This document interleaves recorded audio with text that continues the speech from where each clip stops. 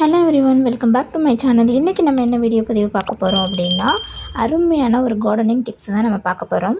அதாவது செடிகளுக்கு ஒரு நுண்ணுயிர் தரக்கூடிய ஒரு இன்ஸ்டண்ட்டான ஒரு டானிக், ஒரு உரம், லிக்விட் ஃபெர்டிலைசரை தான் நம்ம பயன்படுத்த போகிறோம். அதை எப்படி பயன்படுத்தலாம், எப்படி செய்யலாம், எப்படி தயாரிக்கலாம் அப்படின்றதான் பார்க்க போகிறோம். வாங்க வீடியோக்குள்ளே போகலாம்.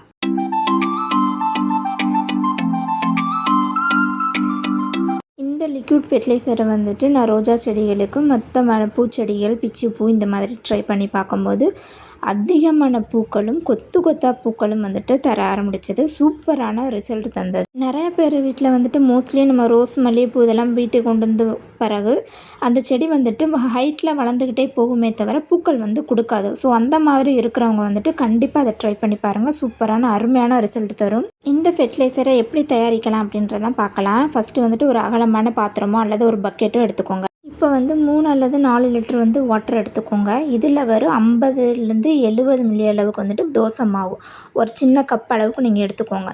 நல்லா புளிச்சு 2 நாள் நல்லா புளிச்சிருக்க மாவை நீங்கள் எடுத்து மிக்ஸ் பண்ணி வச்சுக்கோங்க. இல்லை அப்படின்னா நீங்கள் ஏதாவது ஒரு கார்னர்லேயோ அந்த மாவை எடுத்து மூடி க்ளோஸ் பண்ணி வச்சுருங்க. ஒரு 2 நாளைக்கு அப்புறமா அதை நல்லா புளிக்க விட்டு ஃப்ரிட்ஜில் வைக்கக்கூடாது. நார்மலாக வெளியவே டெம்பரேச்சர்லேயே வச்சு நல்லா புளிக்க வைக்கணும். எந்த அளவுக்கு நீங்கள் மாவை நல்லா புளிக்க வச்சுட்டு இந்த மாதிரி வாட்டரில் நீங்கள் மிக்ஸ் பண்ணுறீங்களோ அந்த அளவுக்கு நுண்ணுயிர்கள் நிறைய பெருகுங்க. இந்த தண்ணியை நம்ம செடிகளுக்கு எவ்வளோ தூரம் நம்ம பயன்படுத்துகிறோமோ அந்த அளவுக்கு செடிகள் பூக்கள் கொத்து கொத்தாக பூக்க ஆரம்பிக்கும். ஒவ்வொரு பூக்களோட விதங்களும் ரொம்ப பெருசாக இருக்கும். குட்டி குட்டியாக பூக்கிற பூ கூட ரொம்ப பெருசாக வைக்கும். நிறைய பேர் இந்த மாதிரி கூட யோசிக்கலாம். ஸோ டேரெக்டாக மாவை எடுத்து நம்ம செடிகளுக்கு போட்டுட்டா அது இன்னும் அதிகமான நுண்ணுயிர் சத்து தருமே அப்படின்னு சொல்லிட்டு நினைப்பீங்க. அந்த மாதிரி ஒரு தப்பை நம்ம என்றைக்குமே பண்ணக்கூடாது. ஸோ எந்த ஒரு ஃபெர்டிலைசராக இருந்தாலும் அது ரொம்ப திக்னஸாக உள்ளதாக நம்ம பயன்படுத்தக்கூடாது. எவ்வளோக்கு முடியுமோ அவ்வளோக்கு லிக்விட் ஃபெர்டிலைசராக தான் நம்ம பயன்படுத்தணும். லிக்விட் அப்படின்னா வாட்டர் கண்டிஷனில் அளவுக்கு தான் நமக்கு இருக்கணும். ஸோ ஒரு ஹெவியான கெட்டியான தன்மையில் உள்ள ஒரு லிக்விட் ஃபெர்டிலைசரும் நார்மல் வாட்டர் டெம்பரேச்சரில் இருக்கிற ஃபெர்டிலைசரும் உங்களுக்கு வித்தியாசம் நல்லாவே தெரியும். ஸோ நீர் ஆதாரம் மாதிரி தான் நம்ம அந்த செடிகளுக்கு பயன்படுத்தணுமே தவிர டேரெக்டாக எந்த ஒரு பொருளையும் அப்படியே கொண்டு போய் நம்ம செடிகளுக்கு பயன்படுத்தக்கூடாது. எந்த அளவுக்கு நீங்கள் தண்ணி அதிகமாக மிக்ஸ் பண்ணி நம்ம செடிகளுக்கு பயன்படுத்துகிறோமோ அந்த அளவுக்கு நம்ம செடிகள் ரொம்ப ஆரோக்கியமாகவும் ஃப்ரெஷ்ஷாகவும் இருக்குங்க. இப்போ 70 ml தோசை மாவு நம்ம எடுத்துருக்கோம் அப்படின்னா இப்போ 3-4 லிட்டர் அளவுக்கு தண்ணி ஆட் பண்ணிக்கலாம். ஸோ எனக்கு ஒரு பக்கெட் நிறையமே நான் ஃபில் பண்ணியிருக்கேன். நீங்கள் பார்த்தீங்கன்னா உங்களுக்கு தெரியும் அது எந்த அளவுக்கு லிக்விடாக இருக்குன்னு பார்த்துக்கோங்க. ஸோ இந்த அளவுக்கு நல்ல லிக்விடாக இருக்கணும். அதே மாதிரி இந்த ஃபெர்டிலைசரை எப்போ ஊற்றணும், எப்படி ஊற்றணுன்றது ரொம்ப ரொம்ப முக்கியம். காலையில் ஒரு 6 மணிக்கு முன்னாடி ஊற்றிடுங்க. மார்னிங் ஒரு 6 அல்லது 7 மணிக்கு நீங்கள் ஊற்றலாம். அதே மாதிரி ஈவினிங் டைம் ஒரு 6 அல்லது 7 மணிக்கு நீங்கள் ஊற்றிக்கலாம். பொதுவாகவே இன்னொரு விஷயம் பார்த்துக்கிட்டிங்க அப்படின்னா இப்போ லிக்விட் ஃபெர்டிலைசர் நம்ம பயன்படுத்த போகிறோம் அப்படின்னா முதல் நாள் நம்ம காலமாக ஊற்றிருந்தோம் அப்படின்னா ஈவினிங் டைமாக இதை பயன்படுத்துங்க. அப்போ தான் மண் ரொம்ப ட்ரையாக இருக்கும். இப்போ நீங்கள் ஊற்றுற தண்ணி அந்த வேர்களுக்கு அப்சர்வ் ஆகும். இப்போ நம்ம தண்ணி ஆல்ரெடி ஊற்றிருக்கோம் அப்படின்னா நான் ஊற்றின உடனே அது கீழே போயிடும். அப்போ அந்த செடிகளுக்கு அந்த பயன்கள் போய் சேராது. இதுதாங்க பிரச்சனை. இதை ஊற்றிட்டு கூட லைட்டாக நம்ம தண்ணி பயன்படுத்திக்கலாம். தேவைப்பட்டால் நீங்கள் தண்ணி பயன்படுத்திக்கலாம். அதிக அளவுக்கு நம்ம தொட்டிக்கு வெளியேற அளவுக்கு நம்ம தண்ணி ஊற்ற வேண்டாம்.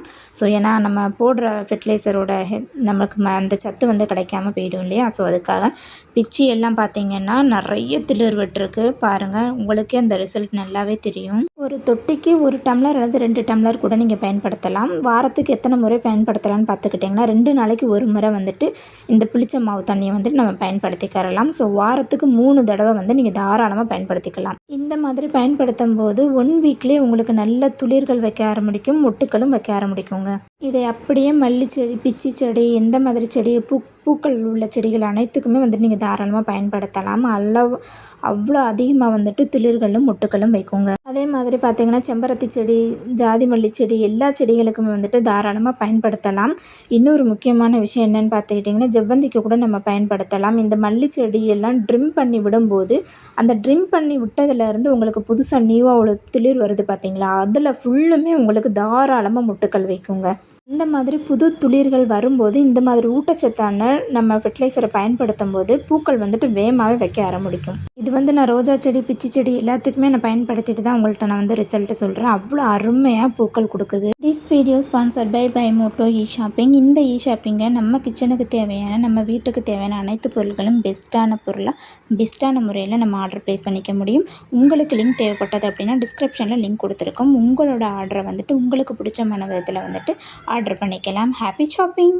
உங்களால் டைரெக்டாகவே பார்க்க முடியுது எவ்வளோ பூக்கள் இருக்குது அப்படின்னு. மாவு எந்த அளவுக்கு நம்ம புளிக்க வைக்க நம்மளுக்கு இயற்கையாகவே நுண்ணுயிர் பெருக்கம் அதில் ஒரு பாக்டீரியா உருவாகுது. அப்படி வர்ற அந்த நுண்ணுயிரை தான் நம்ம செடிகளுக்கு கொடுக்கும்போது நம்ம நிறைய மொட்டுக்கள் பூக்கள் வைக்க உதவியாக இருக்குதுங்க. அடிக்கடி உங்கள் வீட்டில் இப்படி புளிச்ச மாவு இருந்தது அப்படின்னா அது வீணாக தூக்கி போட்டுறாதீங்க. இந்த மாதிரி நீங்களும் ட்ரை பண்ணி பாருங்கள். இதை விட அருமையாக நம்ம எங்கேயுமே கிடைக்காது. நம்ம பணம் கொடுத்து நம்ம உரங்களை வாங்குறத விட நம்மளே உரங்களை வீட்டில் இருந்து இயற்கையான முறையில் நேச்சுரலாகவே நம்ம தயாரித்து நம்ம பயன்படுத்தலாம். என்னோடய வீடியோ உங்களுக்கு பிடிச்சிருக்கும் அப்படின்னு நினைக்கிறேன். லைக் பண்ணுங்கள், ஷேர் பண்ணுங்கள், கமெண்ட் பண்ணுங்கள், சப்ஸ்கிரைப் பண்ணுங்கள். ஏதாவது டவுட் இருந்தது அப்படின்னா கமெண்ட் செக்ஷனில் கமெண்ட் பண்ணுங்கள். நியூவாக நிறைய சப்ஸ்கிரைபர் பார்த்துட்ருக்கீங்க. ஸோ நீங்களும் பக்கத்தில் உள்ள பெல் பட்டனை ஆன் பண்ணி வச்சுக்கோங்க. அப்போ தான் நம்ம நெக்ஸ்ட் டைம் போடுற எல்லா வீடியோவும் உங்களோட மொபைலுக்கு நோட்டிஃபிகேஷனாக வரும். உங்களுக்கு ஏதாவது பதிவுகள் தெரிஞ்சுக்கிறணும், வேறு ஏதாவது செடிகளை பற்றி தெரிஞ்சுக்கிறணும் அப்படின்னா நீங்கள் கமெண்ட் செக்ஷனில் கமெண்ட் பண்ணுங்கள். அதுக்கான வீடியோவும் நான் கண்டிப்பாக கொடுக்குறேன். Happy gardening.